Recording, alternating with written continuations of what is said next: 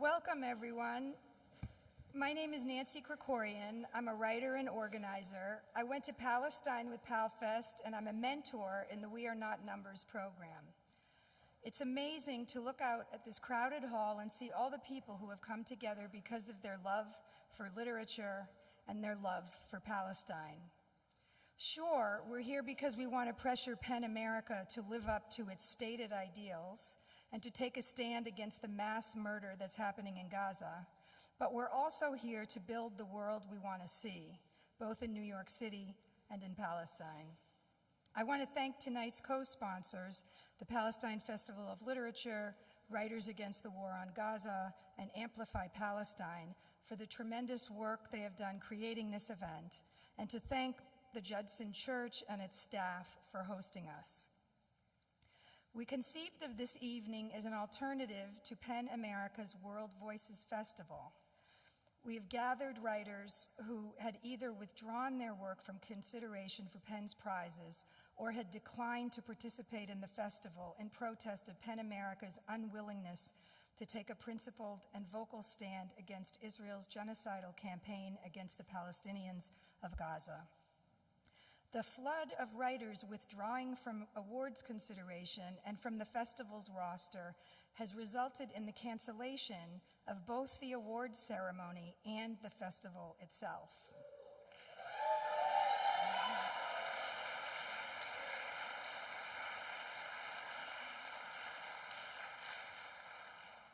This is not a time for equivocation about what Israel is doing in Gaza. This is a time for full-throated opposition, and PEN America's failure to take a stand is what brings us here tonight. While PEN America has organized a street rally in support of Ukrainian writers imprisoned and killed by Russia, and taken a delegation of Ukrainian writers to meet with Congress, it has yet to organize any public event on behalf of Palestinian writers who have been imprisoned and killed by Israel. PEN International, English PEN, and PEN South Africa called for a ceasefire in Gaza 5 full months before PEN America did. And PEN America's call came only after over 1,000 writers had signed a letter denouncing the organization for its inaction. PEN America's priorities so often align with the US government's own foreign policy goals that one writer quipped, PEN America has turned into an outpost of the US State Department.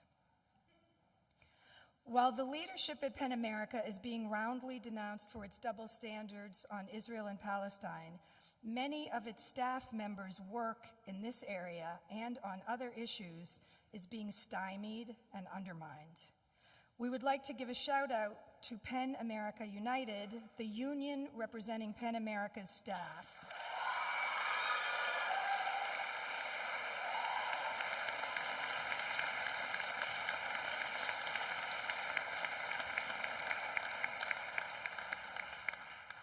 They have been trying to get a fair contract for over 18 months. PEN's chief executive officer's salary was disclosed to be $465,000 in 2022. And in recent contract negotiations, management proposed a $48,500 minimum starting salary for staff, well below industry standards and hardly a living wage in New York City. In addition to her annual salary, which has likely increased over the past 2 years, PEN's CEO earns an additional undisclosed 6-figure annual sum for serving on Meta's oversight board. As one sign at PEN America United, the PEN America United rally phrased it, "Are fair wages banned too?" While we push for accountability from PEN America's leadership, our eyes are always and ever on Gaza and the West Bank. We are here because we support Palestinian freedom. That's why tonight's gathering is a benefit for We Are Not Numbers, a youth-led nonprofit project in the Gaza Strip that aims to train a new generation of Palestinian writers.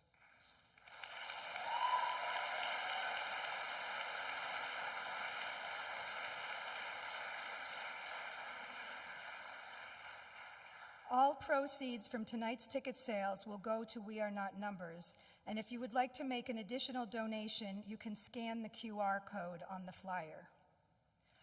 And now I'd like to introduce our MC for the evening, Derecka Purnell, a human rights lawyer, scholar, and author of Becoming Abolitionists, Police, Protests, and the Pursuit of Freedom. Welcome, Derecka.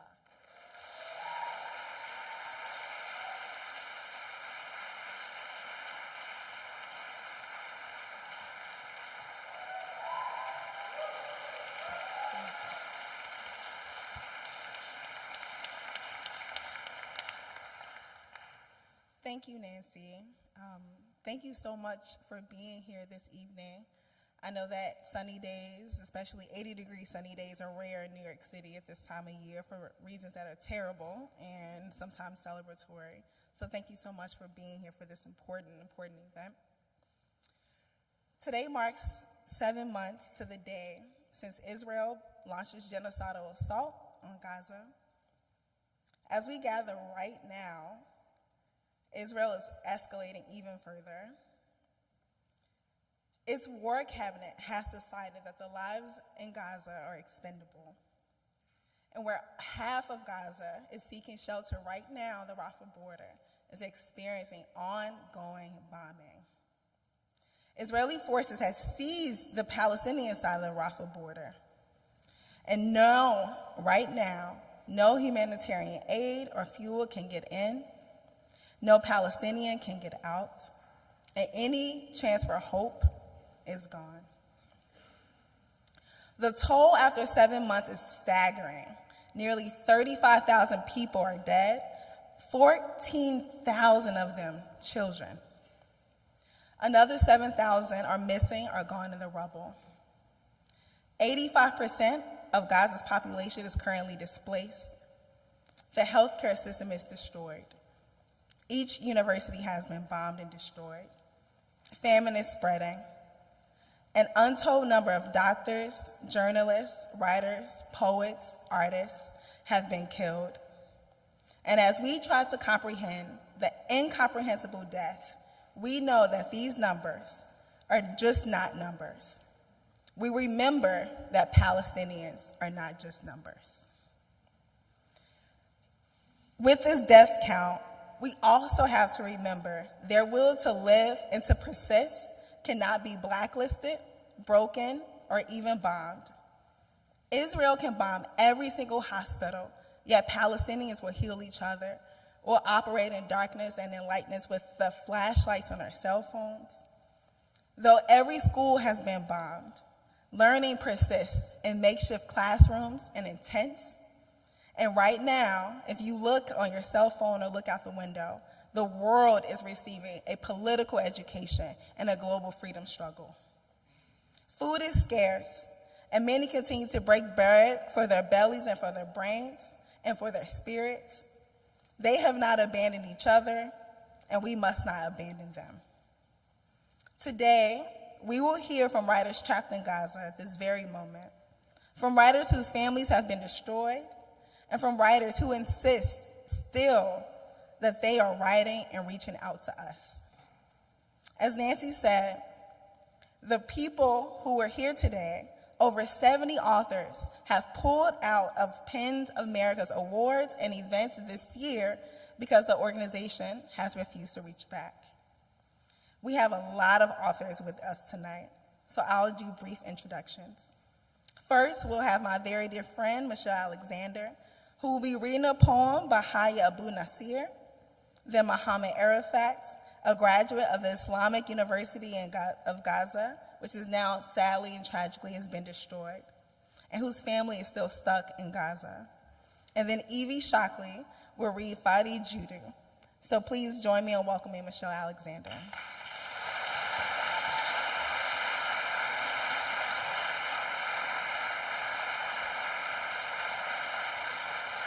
Good evening, everyone. Good evening.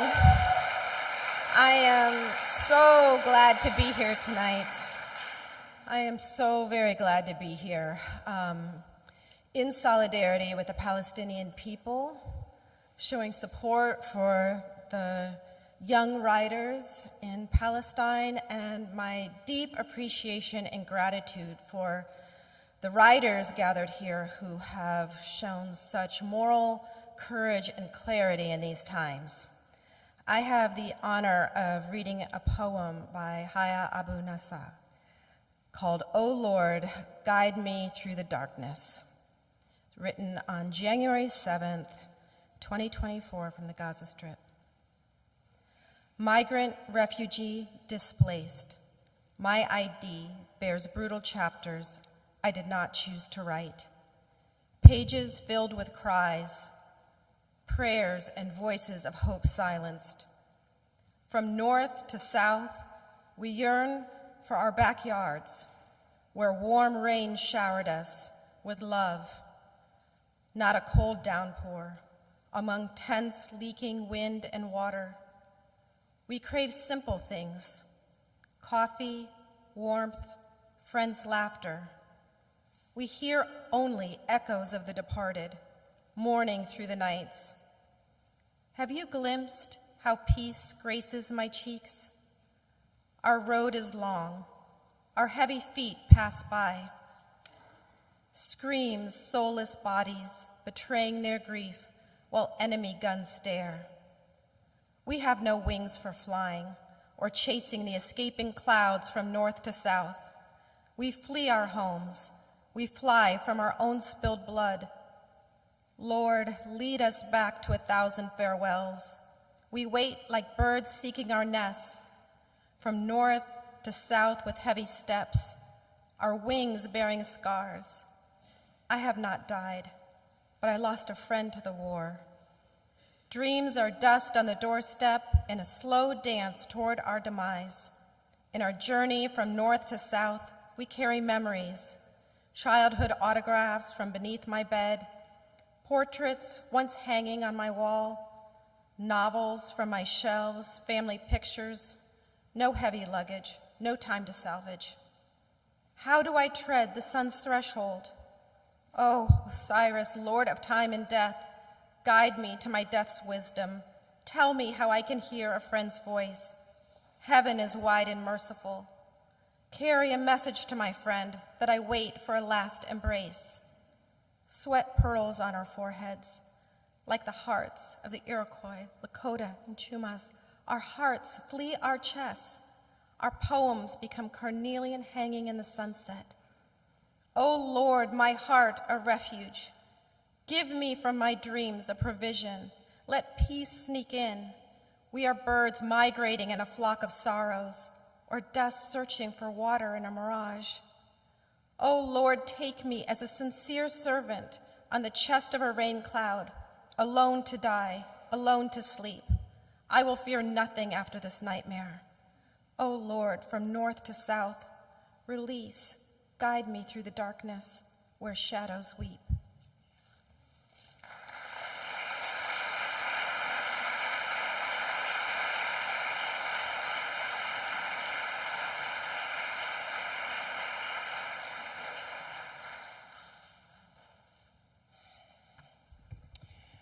Good evening, everyone. I'm really glad to be here tonight. My name is Mohamed Arafat. I'm originally from Gaza. I came to the States 5 years ago, and my family is there. Before I get to the story of my family, I wanted just to say how important We Are Not Numbers was, especially for my youngest brother, Faris. Faris was a nurse volunteer at Al-Shifa Hospital, and he was stuck inside for 41 days during the Israeli siege back in November and December. After he successfully survived it and reunited with my family in the south in Rafah in a tent, he got depressed and he almost became suicidal. Until I told him about We Are Not Numbers. We Are Not Numbers gave him hope, and now Faris is a dedicated writer with We Are Not Numbers. So thank you again for organizing this and for supporting We Are Not Numbers.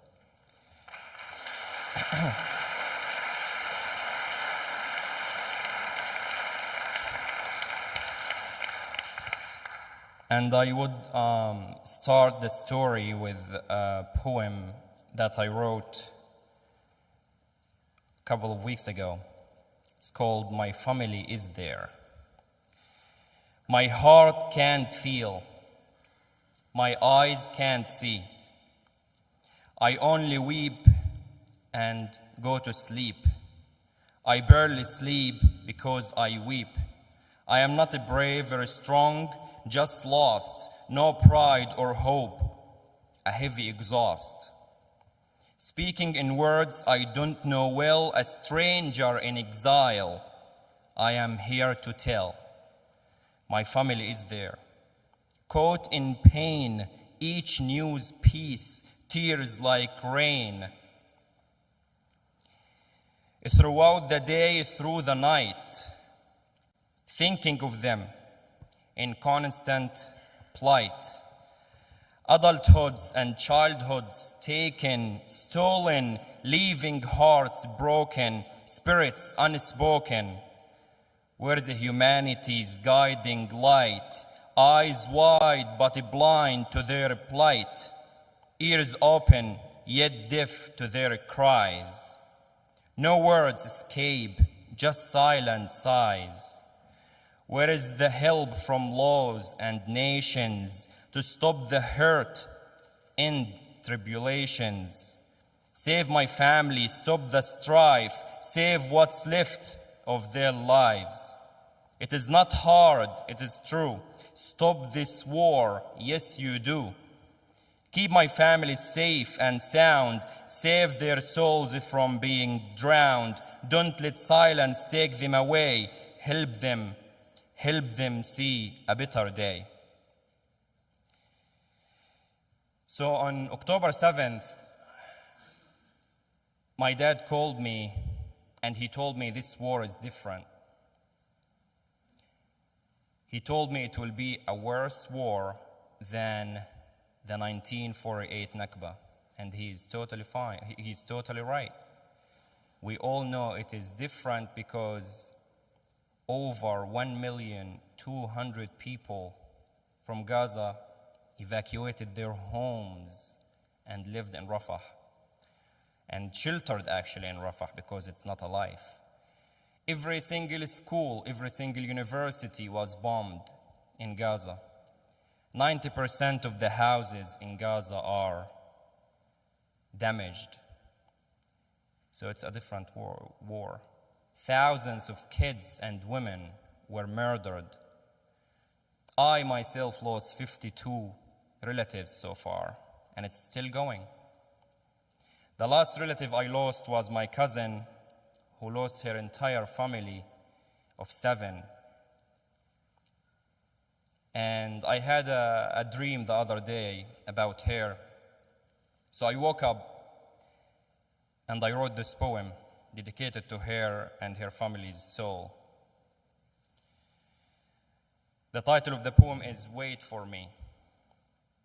Underneath the moon's soft glow, I whisper, wait for me, alone, with nothing left behind. Who will I sing to before bedtime as we wait for your father to come home? The home, our family's home now gone, destroyed in mere seconds, flattened to the ground, so please wait for me. I hold onto fragments of memories, our pictures burnt, memories fading, my mind aches with the weight of loss. I never taught you to walk or to talk or even to wait for me, but please wait for me. Just a few months old. I know you cannot wait, but please wait.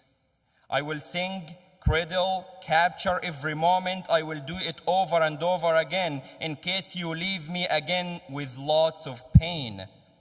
I'm here waiting for you to wait for me, so please wait for me. Can you hear me?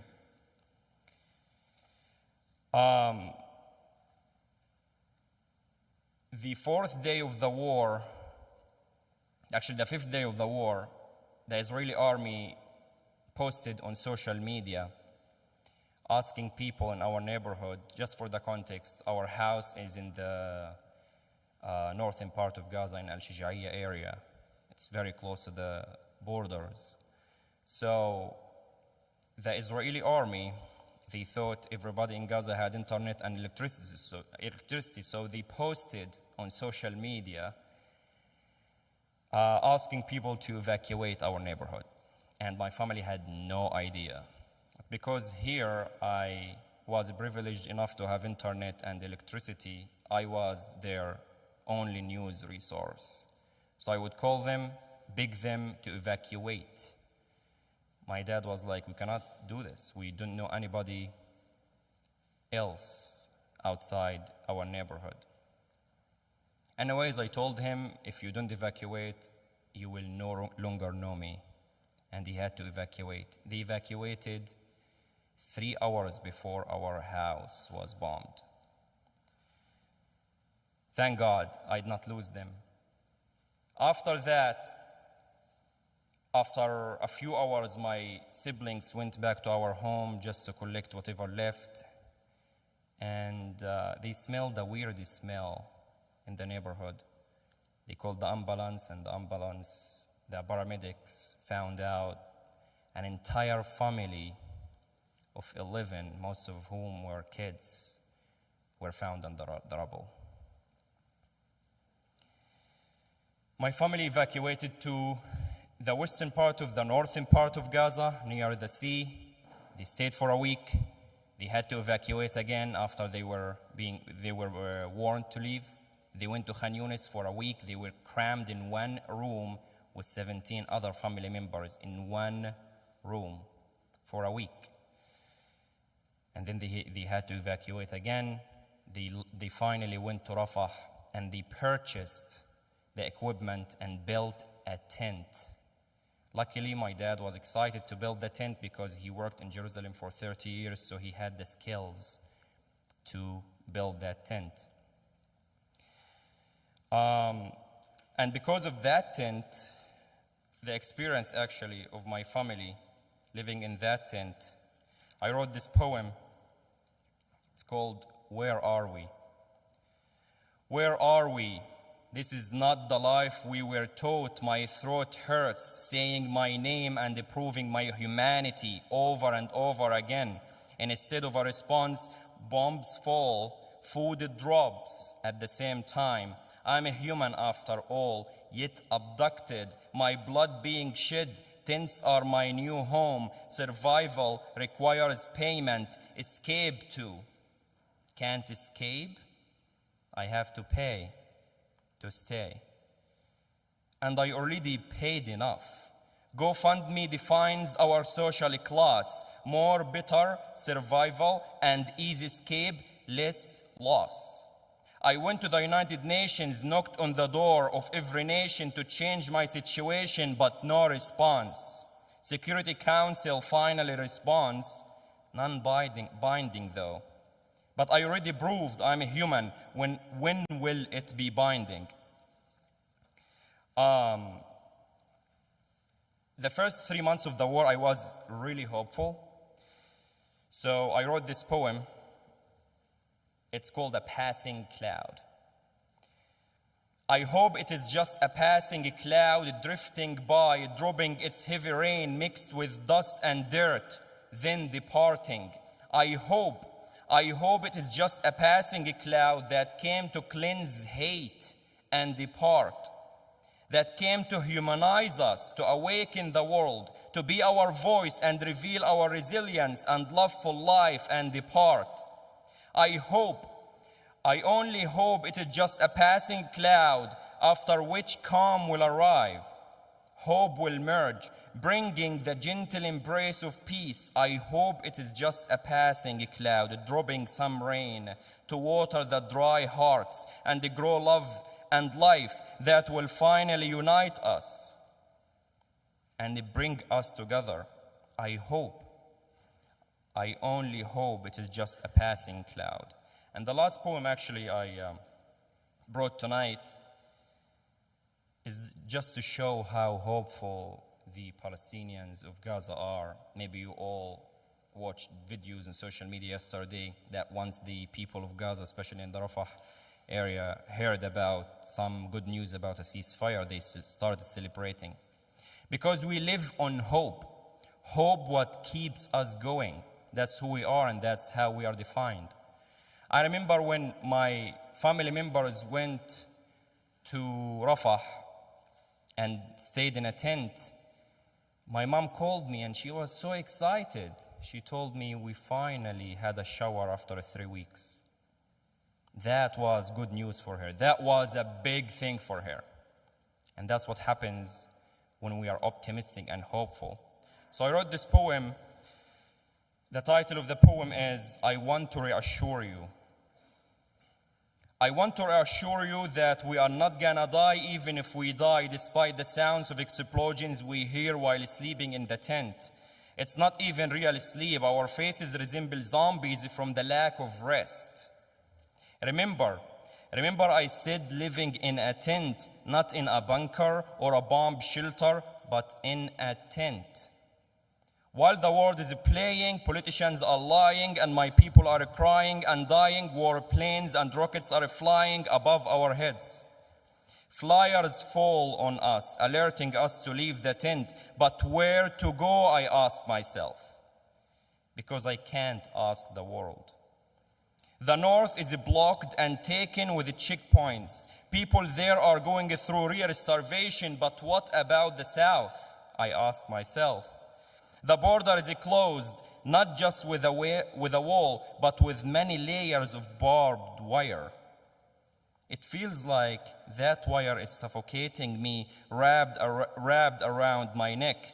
But do not worry, that wire will not kill me, even if it does. Thank you so much.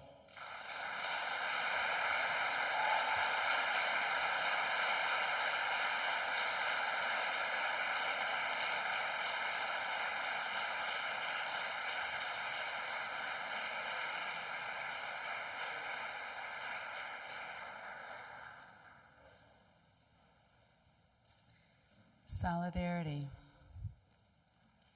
Greetings. It's an honor to be here in this good company and to have the chance to share a poem by a poet I admire, Fady Joudah. It's hard to know what, if anything, can follow what we've just heard. This poem, I think, comes out of anger and frustration. It's a direct address, but it's not addressing you. But maybe it speaks for you in a way that I felt it speaks for me. I chose it because I have said something like what the first lines say in a different context of the struggle for liberation. Why don't you denounce what you ask me to denounce? We can do it together on the count of 3. Or you should go first on account of your obsession with my going first. Your grand inquisitor role isn't for doves. Your better angel is calling you to let go of holding on and to hold on to letting go. Your misguided vengeance, your unequaled pain, why on my body? What about the body you can't beat up? Why anybody, including you? Listen. What you can't smell is the taste of all things that come to pass, which are all things. Listen, ears are erogenous. I'll lick your ears against revenge. Thank you.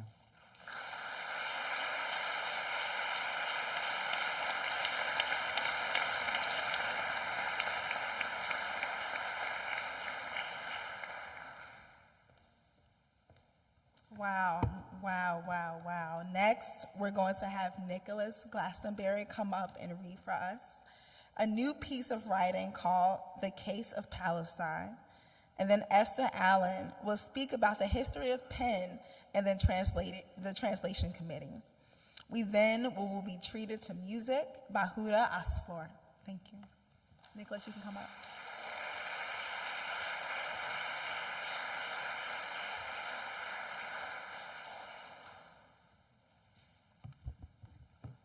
I'm a translator. I'm not used to being in front of this many people. I was a judge for one of the PEN Translation Prizes and have been very glad to be organizing against the leadership of PEN America over the past couple of months.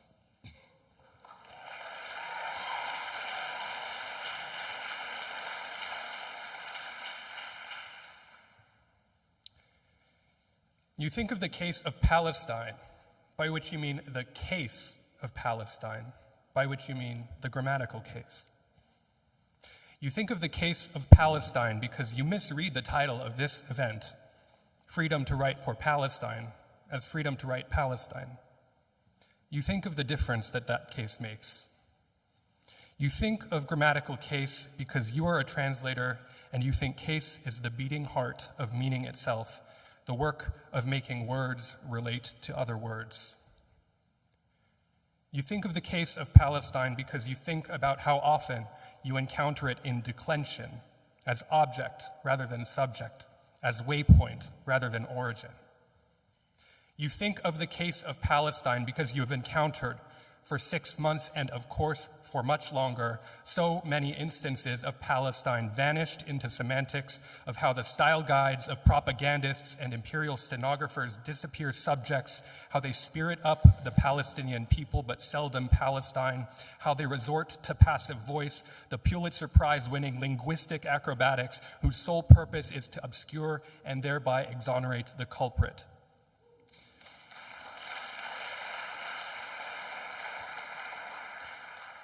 You think of the phrase Israel-Palestine, Israel/Palestine, emblazoned on news chyrons, headlining the so-called coverage, if you could call it that, of the conflict, if you could call it that, headlining the profiles of Palestinian writers in the PEN America Writers at Risk database, headlining reports and press statements of organizations that are otherwise respectable, if you could call them that. You think about the work that goes into making Israel/Palestine a common sense, a whole empire brutalizing and bombing the world over in order to preserve this lexical gesture, an entire media literary apparatus conscripting the cultural capital of its most middling writers in the service of this declension, this move to innocence which attempts to make Palestine unthinkable on its own, as if Palestine is always already marked by settler violence, as if Palestine must always exist in declension by its occupier. You think of unthinking that declension, of what then becomes thinkable, when there is no case of Palestine but Palestine itself, Palestine the nominative, Palestine the infinitive, of what happens when, as Mohamed Abu-Lebda writes, you let go of the titles they bestow upon you, of what manifold life and action finds refuge in the infinitive. You think of Hiba Abu Nada, one of countless martyrs in Palestine, in whose last poem she grants you that refuge in invocation and prayer. You think of Rifat al-Arir's injunction that you must live, and you think of Hala al-Yan's injunction that if you say Gaza, you must say Gaza. You think of the pluripotency of these reparations, the notion that anything is possible when Palestine is written by Palestinians. You think of the many Palestinian writers exiled or martyred, but also the ones who remain, the authors of Palestine, exercising in writing the right of return to land, but also to author and authority. You think of how Palestine is unmaking fascism and ruining empire, of how Palestine is teaching you to hone fearlessness on principle, but more importantly, you think of that rightful return of Palestine to the authorship of Palestinians, of how it is the forward-dawning horizon of the Palestinian right of return to Palestine.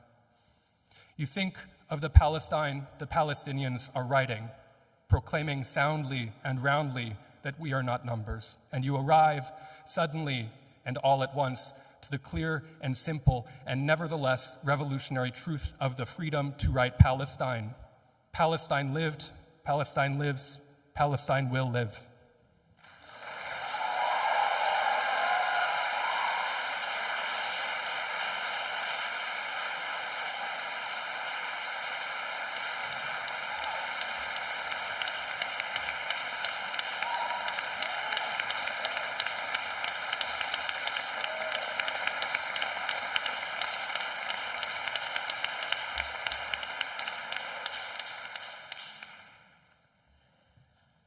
Hi, my name is Esther Allen, and I'm a translator too. And I'm really just here to read a poem, but I also need to supply a bit of context. 14 years ago, I sent a letter of recommendation to the PEN American Center Board saying, I am not going to devote any more of my time or energy to this organization. It was a promise I have not been able to keep. Instead, I'm honored to be here along with all of you, and I want to thank Nancy Kricorian in particular, and alongside, yes, Nancy, and alongside the phenomenally courageous college students, faculty members, employees, union members, and protesters across the country who are joining in full-throated opposition to the silence and complicity of so many of our institutions during the ongoing and ever more horrific US-backed genocide of the Palestinian people. And are doing so on behalf of those institutions. We are devoting our time and energy to these institutions instead of just walking away from them. PEN America is different things to different people. Its current leaders seem to think they are PEN America, to such an extent that they describe appeals for the resignation as attempts to bring about the fall of PEN. For a lot of us, though, PEN America is primarily the PEN Translation Committee, of which I'm very happy to say Nicholas Glastonbury is a very brilliant member. I chaired it a couple of decades ago, and its current co-chairs are Huda Asfour and D.P. Snyder. In 1970, a decade after it was founded, the committee organized the first major international conference ever devoted to literary translation in the United States. It later successfully lobbied the Library of Congress to include the names of translators in its catalog, a crucial early step in the ongoing fight for recognition. The committee has always been aligned with the work of PEN International, the umbrella parent center with which all PEN centers worldwide are affiliated, and which called for a ceasefire in October, by the way. In its early decades, the committee was also fully aligned with and supported by what was then called the American Center of PEN. In 1966, the American Center hosted an international congress in New York City, which played a significant role in launching the Latin American boom in the United States. A second International PEN Congress took place here 20 years later, when the US government refused to issue a visa for the great Palestinian poet Mahmoud Darwish. The American Center's Freedom to Write Committee, led by Rose Styron, lobbied against this ideological exclusion and won entry for Darwish and a variety of other writers, including Gabriel Garcia Marquez, from across the political spectrum, most of whom did not write in English. In 2003, Michael Henry Heim anonymously donated $730,000 to the American Center to set up a fund for translation. Heim, a UCLA professor, was unaware of how much the center had changed since it hosted International PEN in 1986. But I knew. A couple of months after Heim made that donation, I sat through an American Center gala. The keynote was by New York Times columnist Thomas Friedman.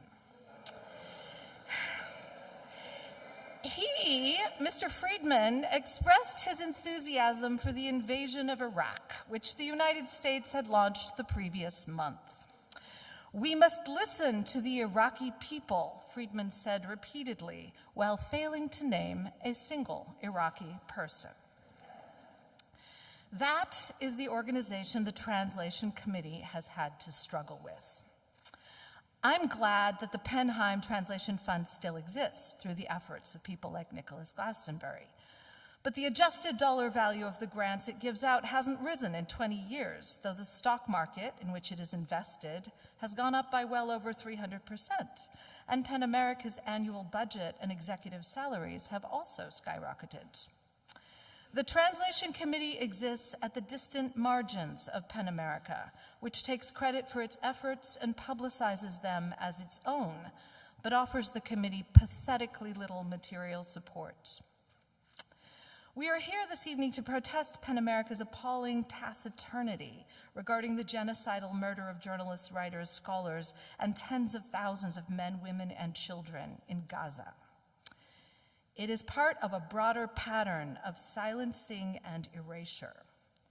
Though it still describes itself as a membership organization, a nationwide community of writers, PEN America has now canceled its award ceremony, which honors writers, and its World Voices Festival, which showcases writers. But it is going forward with its gala, which raises funds. The priorities could not be clearer. For the past 20 years, the Penheim Translation Grants have helped hundreds of literary works in dozens of languages reach audiences in English. Among the initial group of supported projects was The War Works Hard, a collection of poems whose author, Dunya Mikhail, was born, raised, and educated in Baghdad, and now teaches Arabic in Michigan. Here are the opening lines of Dunya Mikhail's poem, America, translated from the Arabic by Elizabeth Winslow. Please don't ask me, America. I don't remember on which street, with whom, or under which star. Don't ask me, I don't remember the colors of the people or their signatures. I don't remember if they had our faces and our dreams, if they were singing or not, writing from the left or right, or not writing at all, sleeping in houses, on sidewalks, or in airports, making love or not making love. Please don't ask me, America. I don't remember their names or their birthplaces. People are grass. They are born everywhere, America. Stop your questioning, America, and offer your hand to the tired on the other shore. Offer it without questions or waiting lists. What good is it to gain the whole world if you lose the soul, America? Join me now in welcoming Mark Nowak of the Worker Writers School.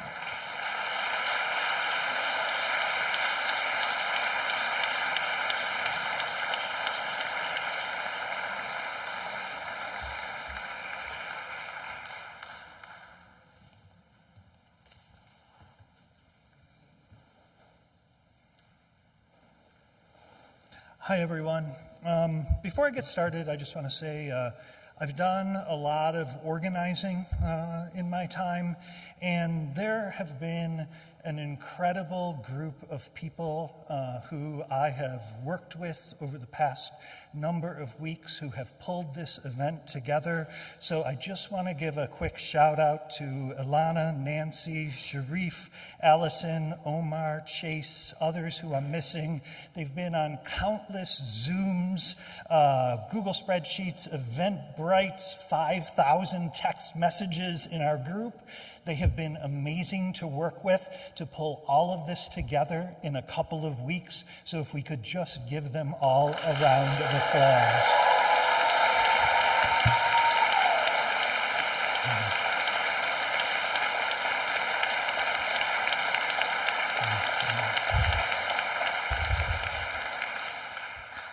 The Worker Writer School runs free monthly poetry workshops with regional and international members of worker centers and trade unions. Here in New York City, our workshops include members of Domestic Workers United, the New York Taxi Workers Alliance, Street Vendor Project, Starbucks Workers United, and other labor organizations. For the past 13 consecutive years, we have read our new poems every May in the Penn World Voices Festival. That is, until this year, when our worker poets unanimously voted to withdraw from the Penn Festival.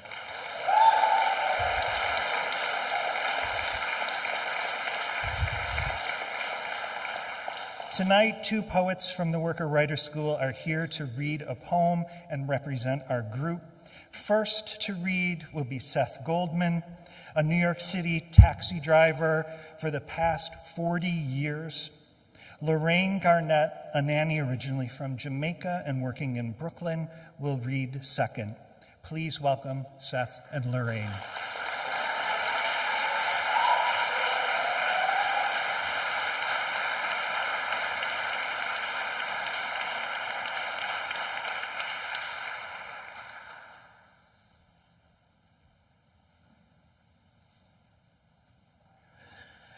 Thank you. Well, it's beautiful to be here with such a wonderful crowd at the glorious Radical Church that I walk by almost every day. I don't live too far from here, and I get inspiration every time I walk by.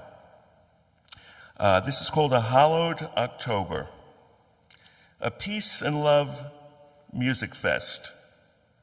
Forensics struggle to identify torn and charred bodies. October surprise, criminal masterminds, whether dead Israeli or Palestinian, Likud or Hamas, Jew or Muslim, Christian or atheist, or socialist, capitalist, communist, botanist, or anthologist, Dylanologist, terrorist, or feminist, double-dealing politicians, moralistic men. They now have their license to kill. Women with precious babies die. Creeps divide us by and by. Can they not hear our world's cry?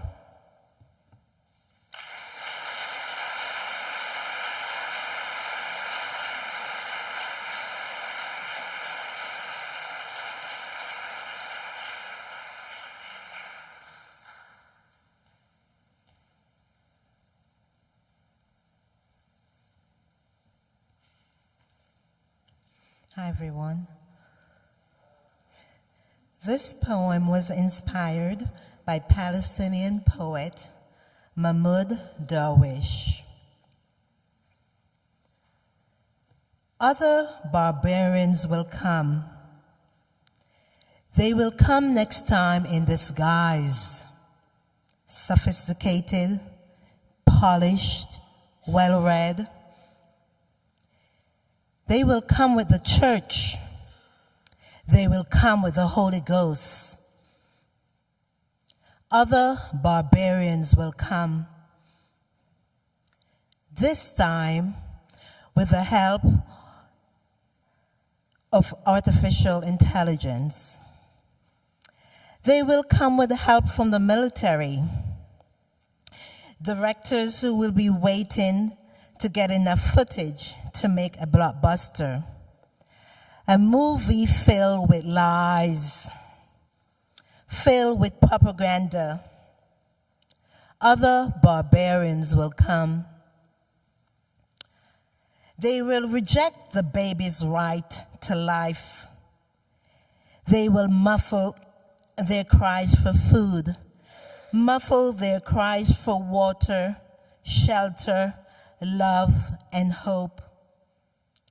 Other barbarians will come.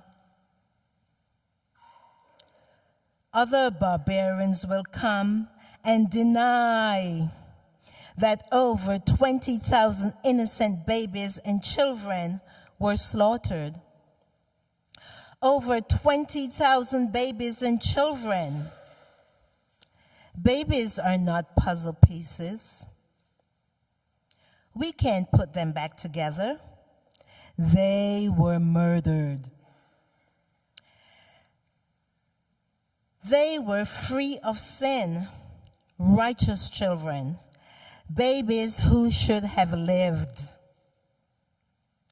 What did these sinless, pure children do to covered with bloody sheets? What did they do? Other barbarians will come. Thank you.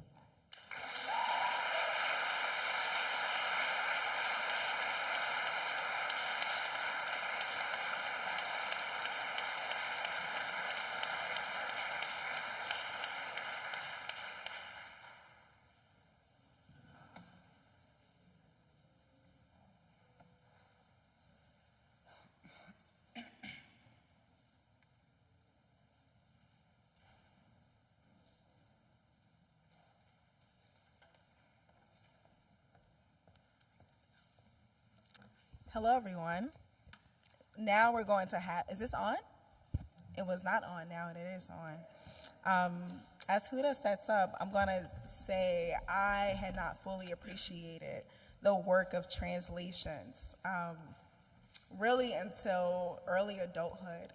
I think about your favorite writer or your favorite book, and I think of like Toni Morrison or James Baldwin, right? And then I realized at some point through my love of reading how much I mourn not being able to read in other languages, right? How much I truly mourn not knowing that. And I was reading Mohamed Al-Kurt's book literally a couple weeks ago, and he had this line in Rifka that says, "What is a fact in Arabic is debatable in English."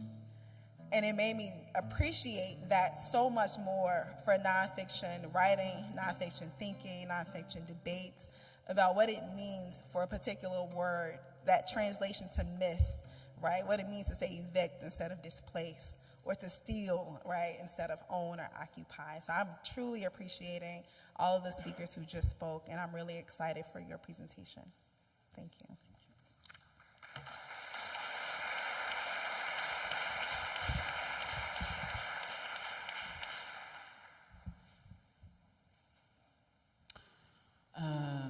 Hi everyone. I'm gonna start with my only demonstration song I ever wrote. So if you speak Arabic or if you want to help, if you catch the words, I will need your help with two words basically. من النهر, from the river, للبحر, to the sea. Okay? You will figure it out, I trust you.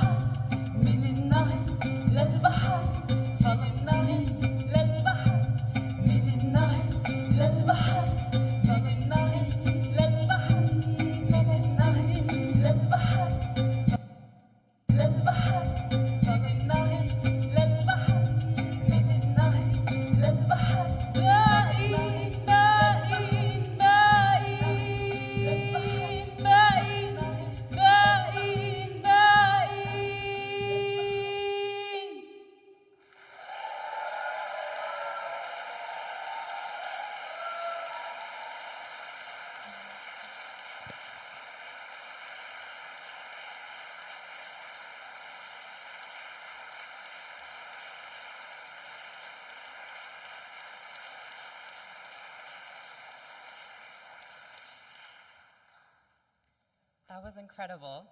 Hi, my name is Sabrina Imbler, and I'm a writer who declined to participate in the Penn World Voices Festival.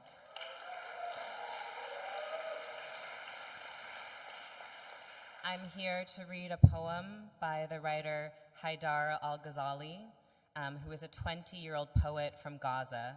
He is trapped in North Gaza as we speak, and he sent us this poem to the students rising up around the world. Today is the intifada of the free youth in the universities. They send their cries into the wind. Today we see hearts wounded, slaughtered like ours, weeping for mothers who had not time to weep. Today is the intifada of the free youth in the universities. No one will pass who fails the humanity test. Today, the world shows a kind of justice, a kind of humanity. It cries with my voice, bleeds with my blood, boils like the amputated hand of a child on the ground. We are a good world, ruled by the devils of whiteness. Why don't we become one world? Why don't we grow together? My voice, your voice, my blood, if it makes you angry, well, now it's yours. Teach your children that the earth is one body, that borders are an invention, that killing you will be easy if you don't refuse to kill. Stop killing us. Stop killing us so we may work your fields and feed you. Thank you.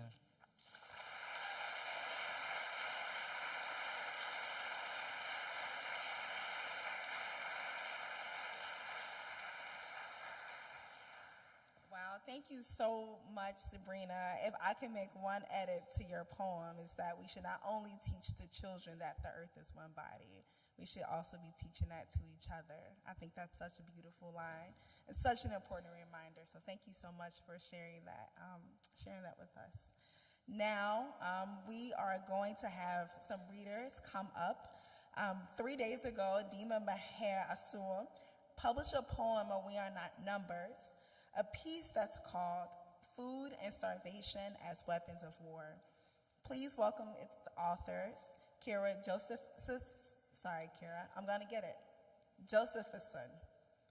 I think you're lying to me. You gave me a thumbs up, but I don't believe you. Josefsson. See, I told you were lying to me. Alejandro Valera and Marie Myung-Ok. Come up, please.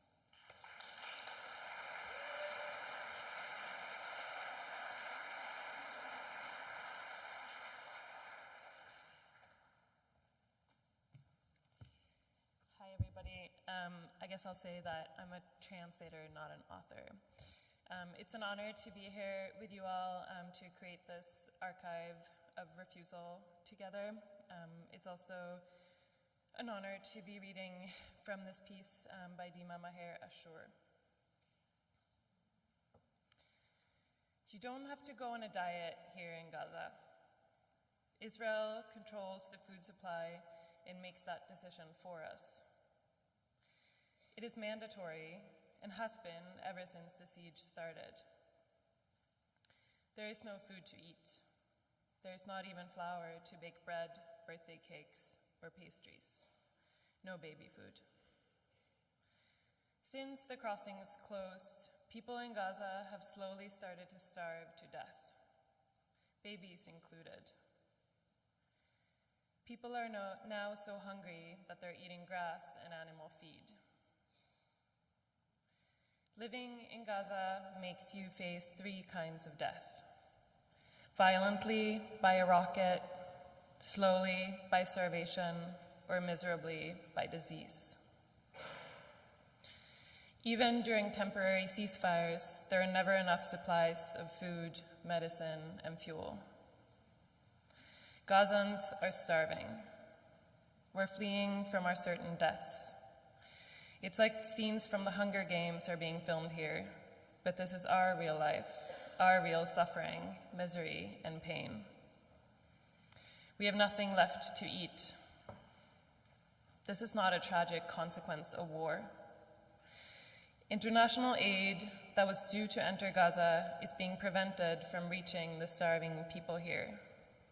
Israel is making us choose between dying of hunger or abandoning our land.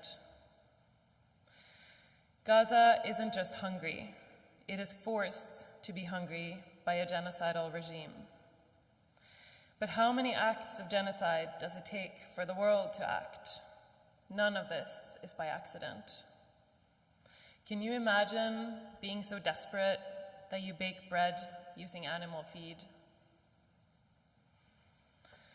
When small amounts of aid are allowed in, the Israelis do not allow the trucks to reach Gaza City.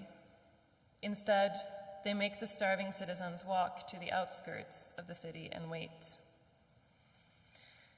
It was during one of these trips that my cousin, Ali, was first shot. He had gone to the Kuwait roundabout to look for food to save himself and his family.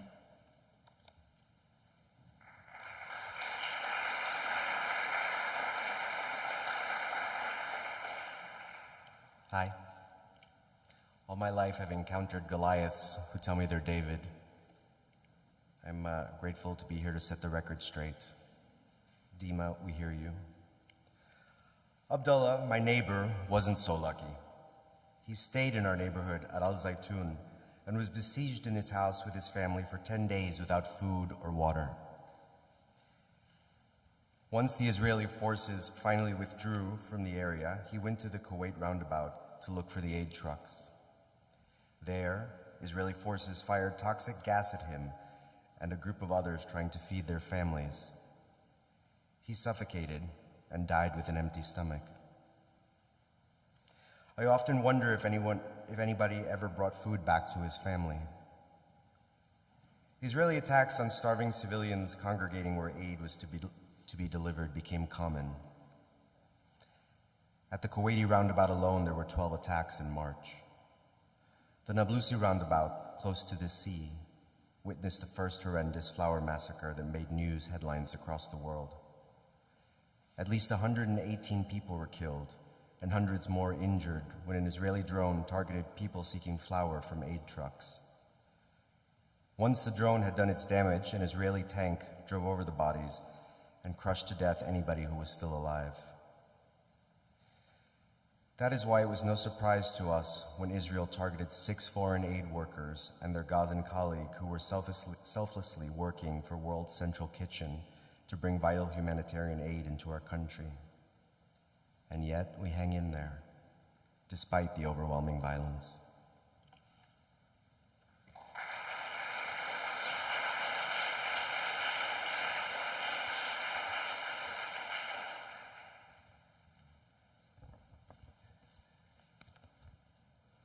I'm very honored to be here with you. I am an author who recused from the World Voices Festival. I'm honored to be here to read Dima's words. The reason why is because we love our country. Gaza possesses us as we possess it. We don't want to rely on humanitarian aid. All we need is for this genocide to be stopped. Then we can grow our own food in these fertile lands and be self-sufficient, eating oranges and tomatoes grown by us in our own soil.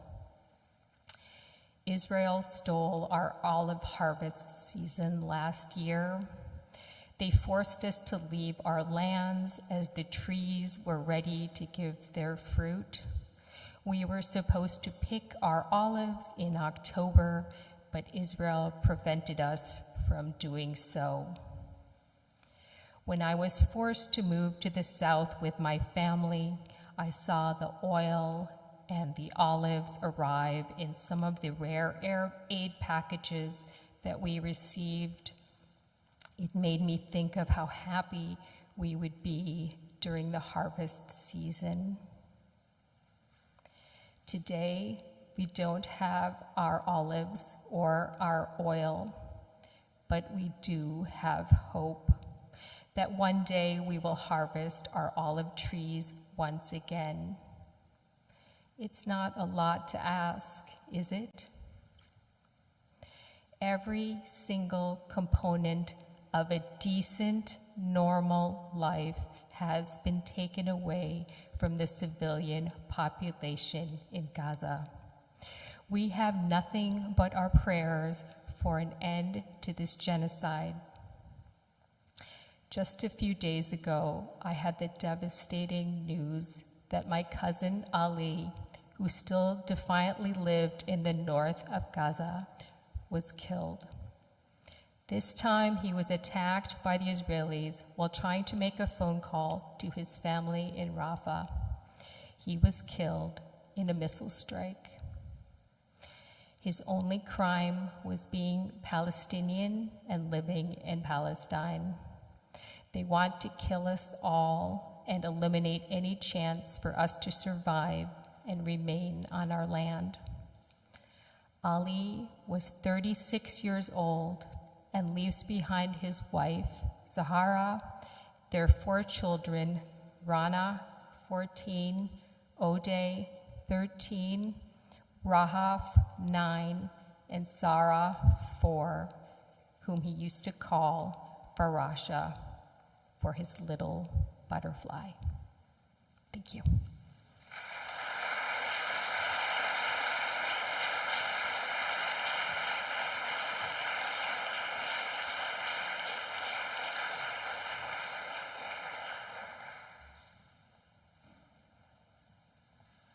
Hello, my name is Hari Kunzru. I'm a novelist and I'm a writer who declined to participate in the World Voices Festival.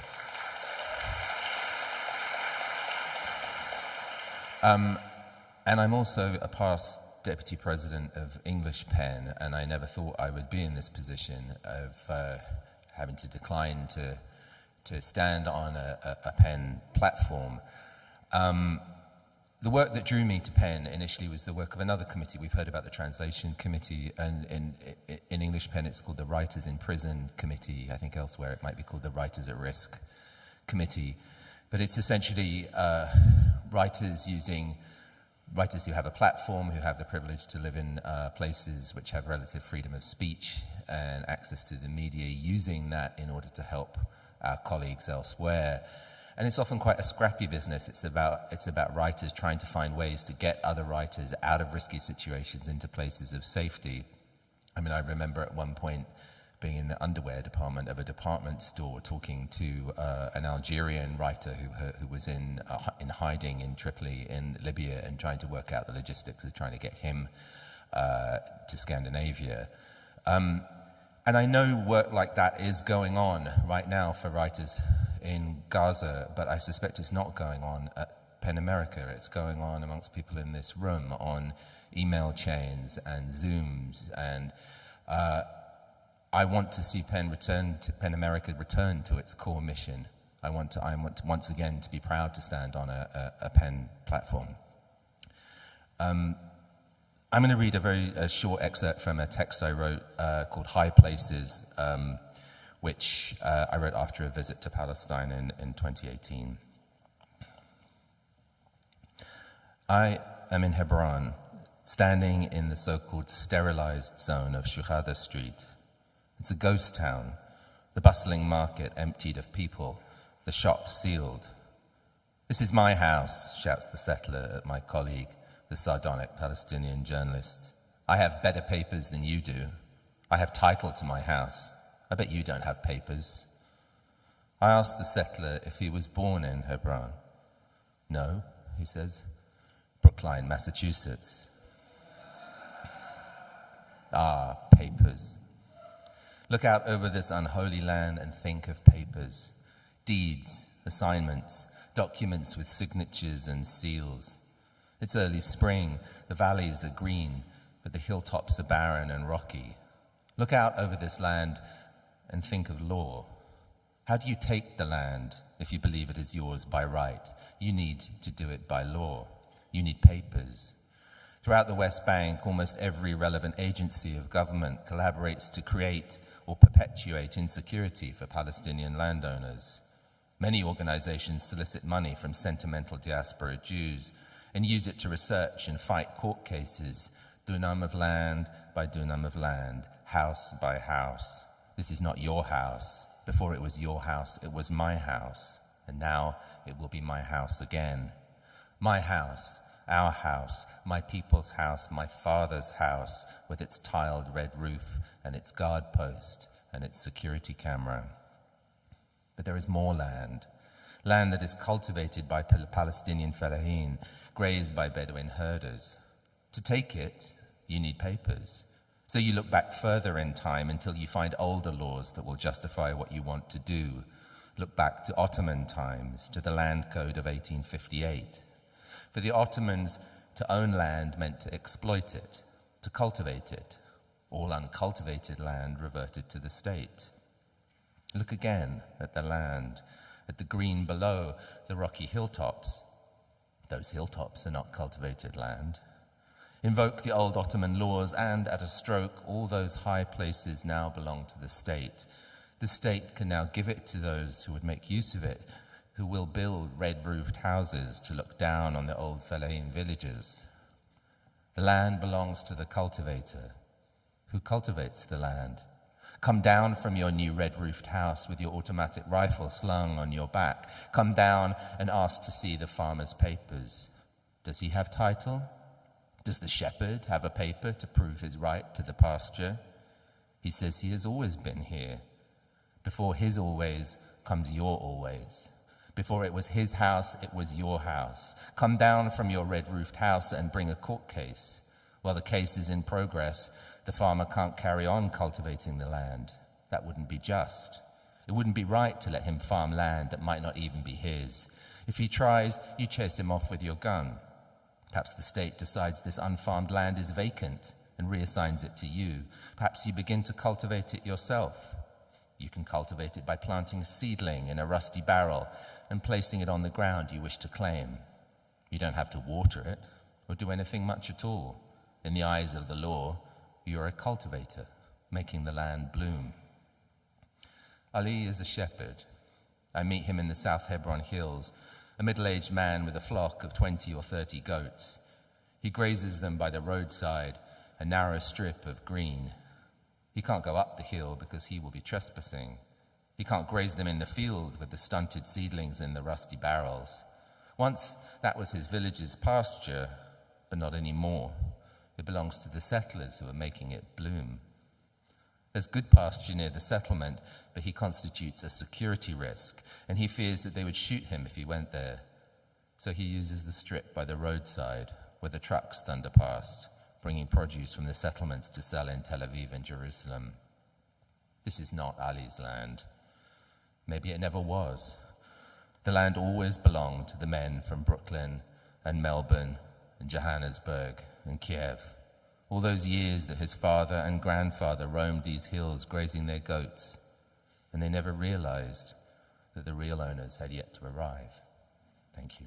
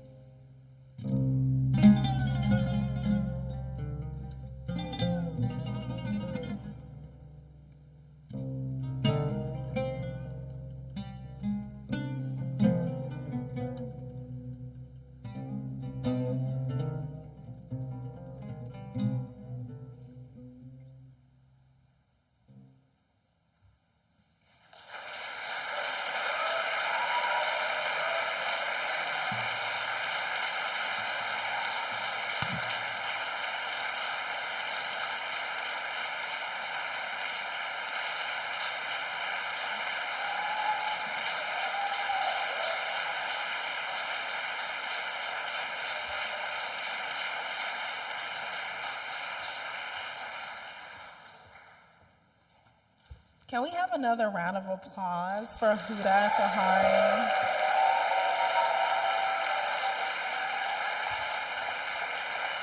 Thank you.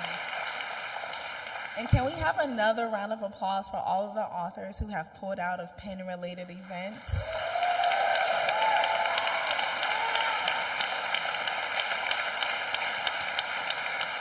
Wow, I have to say that I have not experienced so much FOMO from not being able to decline an invitation. I mean, if you're not declining things and getting canceled by now, are you even in these streets really? And so I was not even cool enough to get an invitation to decline, but I have like secondhand declination. So I thank you so much for bestowing that to me.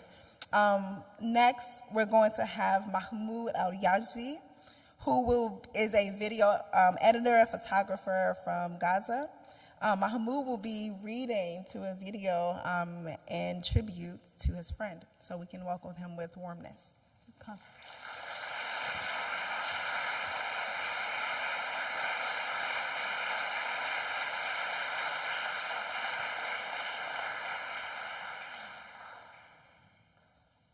Hello everyone, thank you for being here tonight. My name is Mahmoud Alyazji. I'm from Gaza. I came to the United States as part of an exchange program in August 2023, and I was supposed to go back to Gaza in December 2023, but during the war, my program extended, and I'm now studying in North Carolina. Before I read a story for my best friend, Mohammed Zaher Hammo, I want to thank We Are Not Numbers for their efforts and for the program they have in Gaza. I joined in 2021. They would offer different mentors in different fields, and they work on enhancing us, enhancing our writings, our video editing, and other fields. So thank you, We Are Not Numbers.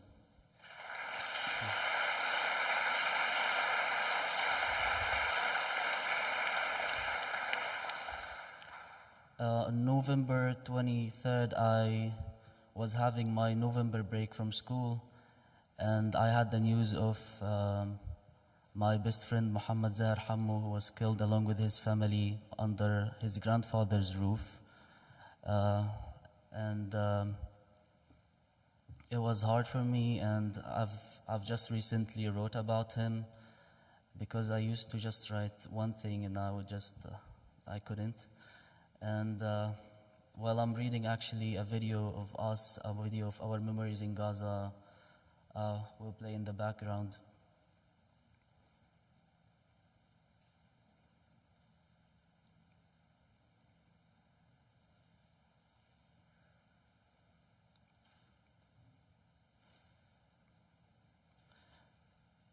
Today I ate ice cream. It's been a long time since I did.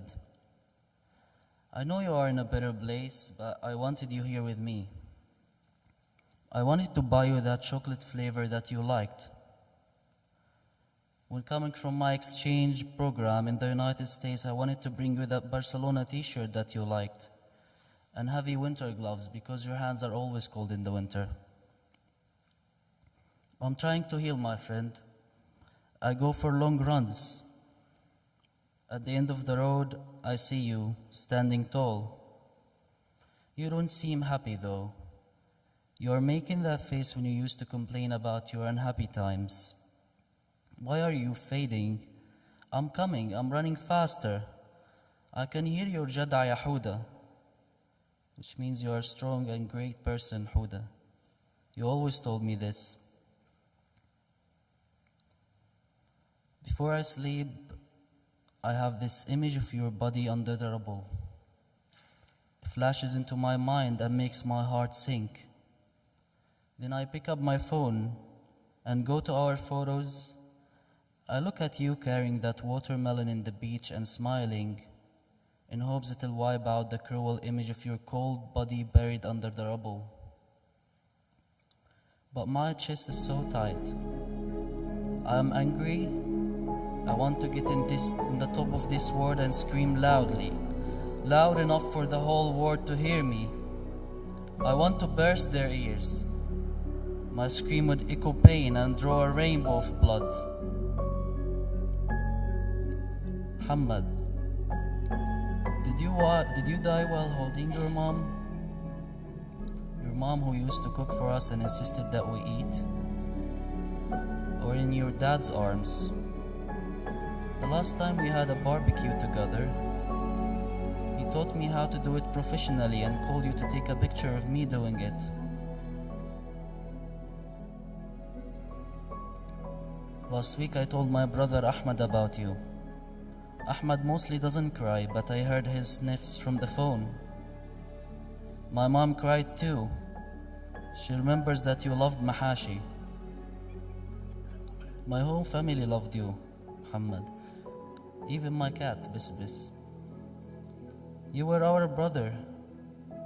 You were that friend who was always one call away, always helping and giving. A month before I left Gaza, you and the two Khalids would come to my house every day. I used to tell you jokingly, go home, I'm traveling, not dying. But you insisted on coming, and we would sit, talk and joke while drinking tea and eating bizr.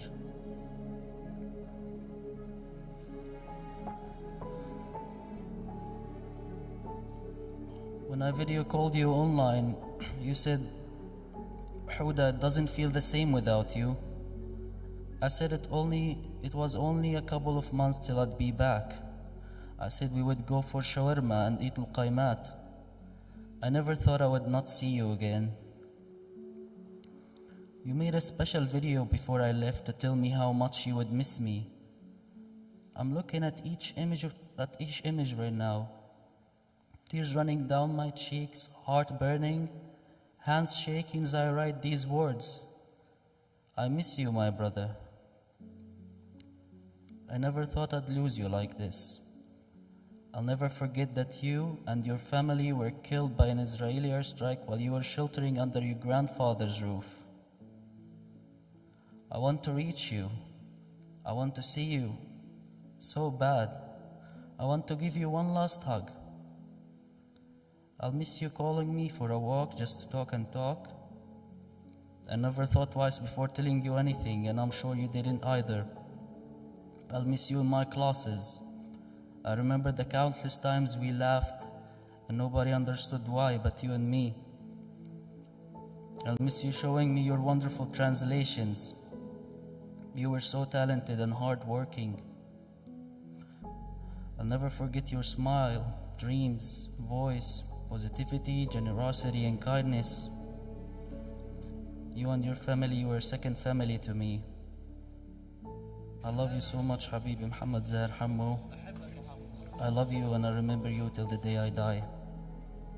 Allah yarhamkum ya Rabb. May they rest in peace. Thank you.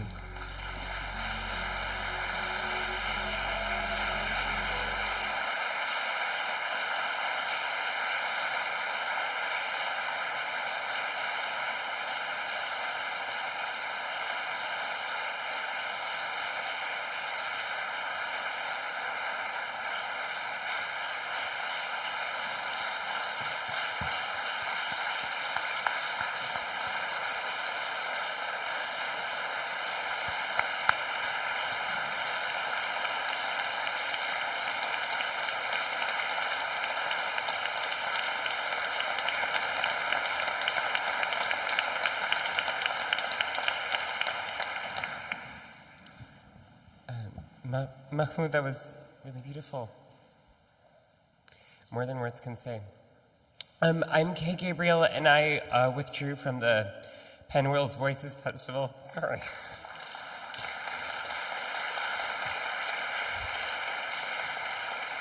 Can I get some water? Be great. Sorry, thank you. While I compose myself, I want to actually tell you guys about an interaction I just had. And then I'll read what Omar asked me to read. I was, thank you so much. I was getting a drink from a bodega right before this started, and the woman behind the counter points at my keffiyeh, thank you so much. And she's like, you know what that is? And I'm kind of surprised, so I nod. And she's like, I'm just so surprised. Americans, I thought, only think of themselves, but I'm just shocked that Americans, young Americans, don't just believe the things that are the things that they see on the TV. And you know, she was clearly really moved by the movement that she's seeing around her, probably even right here in this neighborhood. And we talked a little bit about the protest camps. And I was moved to see how a small, what I think of as a small gesture of solidarity, summoned to this person the understanding that actually there are many people who she does not see who believe in the liberation of Palestine and who are willing to stand up and fight against the genocide. And that is the strength of the movement, and that's what we've seen on college campuses and in unions and in all kinds of places the past several weeks, and what we need to do to keep going to make this genocide impossible.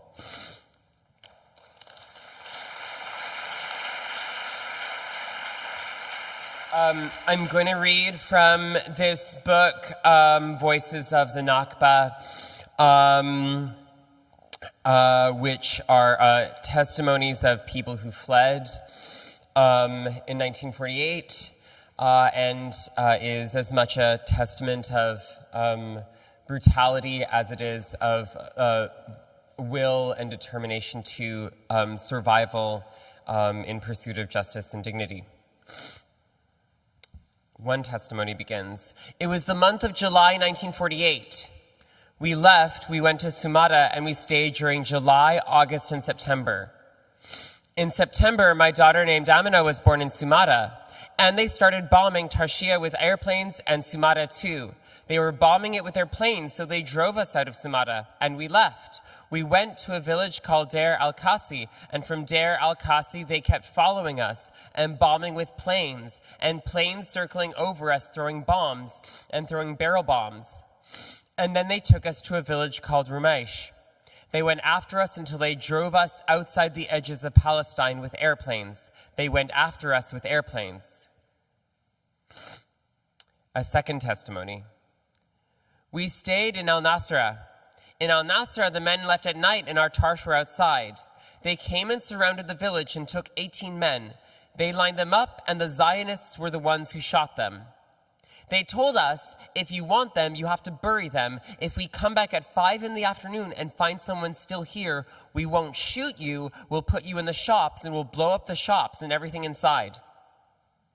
We picked them up and put them in the mosque. We put them in the mosque and we left for al-Nasra. We came back in the next morning to bury them, but the dogs were burrowing through them and eating them. We picked up their remains as much as we could and buried them like you would a corpse. This lasted 5 or 6 days until they came and surrounded the village.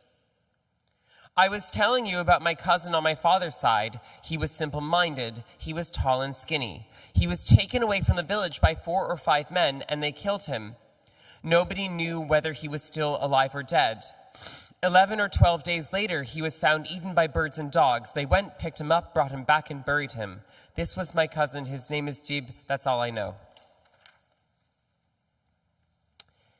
And a third testimony. I fell, but I got hit by 2 bullets only. Here, pointing to an elbow. When I fell, I moved my leg. I was lying among the dead. A Zionist said to another in Hebrew, he's still alive, shoot him again. He shot 2 bullets at me. They went into my thigh here. I stayed there lying under the dead bodies from morning until sunset. God saved me. When night fell, I wondered whether I should stay under the dead bodies. I went into the house. I looked for drinking water, but I didn't find any. I went up on the mastabe. I went up there looking, and there were olives and dried figs. I was lying with the dead bodies from sunrise until sunset. I left and I went looking for water, but I didn't find any. I sat on the olives. I placed a mat on top of them. I laid on the mat and covered myself with a sheet and stayed. Some time later, my son Ali calls out for me.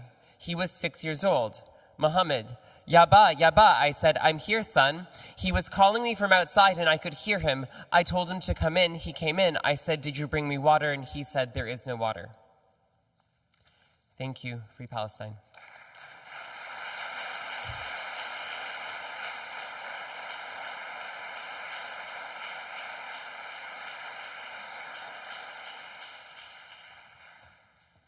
Thank you to Kay, Gabriel, and to Mahmoud. Thank you so much, really, for sharing the loving testimony and eulogy almost of your dear friend and brother. I think when you were here, you were saying that I wish we wouldn't have lost you this way. It's just a reminder that the world that we're fighting for is where we lose people to accident, to suffering, right? And right now, we're losing people to war, to preventable suffering. And, we should be fighting for a world where that's not the case. So thank you for sharing his story and those beautiful, personal, intimate images with us. Thank you so much. For our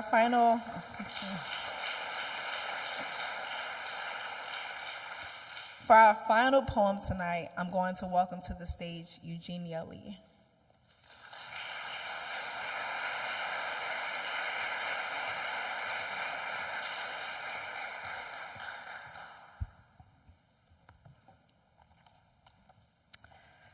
To close out the evening, I will share with you a poem by Evie Francis, a Black American poet and current professor at Dartmouth.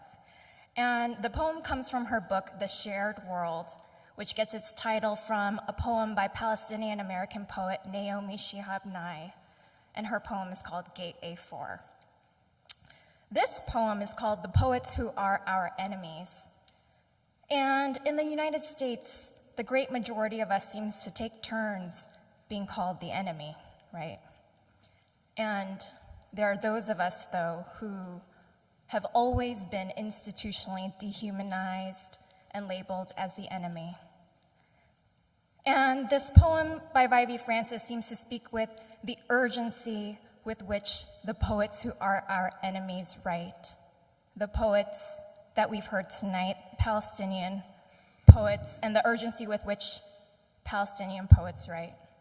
So as I read this poem, I hope that we will remember the voices that we've heard this evening, the Palestinian voices as well as the voices in solidarity.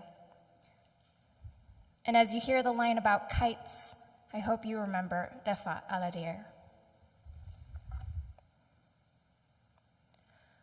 The poets who are our enemies are not writing poems for beauty's sake. Their poems come in bottles from the sea to be put to our ear like conches. There are poems buried in the sands of prison yards, backyards, sequestered under stones, stone that was once the walls of a city, of a station, of a house, of a room in the heart of a house. Poems are torn from the hidden notebooks of poets in hiding. Poems are disguised as tales on long-stringed kites, are given to carrier pigeons disguised as more common birds. Some poems fall or are thrown down, wads like grout between cracked tile. The poets who are ours to battle may lose everything to pipes, to wire and glass, to objects simple enough to be found in a cabinet. These poets may die by fast talkers, by mistake, by gun, by bomb, and some by God, by choice. The poets write to us of children and of strangers. They write with fingers in their ears to hear themselves think. Their poems are the only thing clear where little else is clear. The poems speak of a meal of lemons, of baskets in an alley, of leather and of the sea, always the sun-swallowing sea. The poets who are our enemies are not writing for a canon, their letters black as smoke filling an emptied square. They are writing for their lives. Some are dead already by the time their poems finally reach us. Their letters, bold as the cry of a dog heard over shells. Poems that speak plainly of a hand that seeks a hand, but finding nothing, reaches still.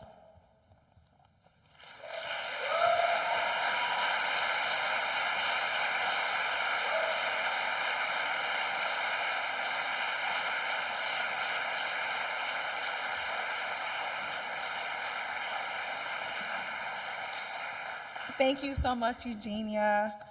Wow, we are coming to the end of our program today. Did you all have a great time? Did you all learn and be moved?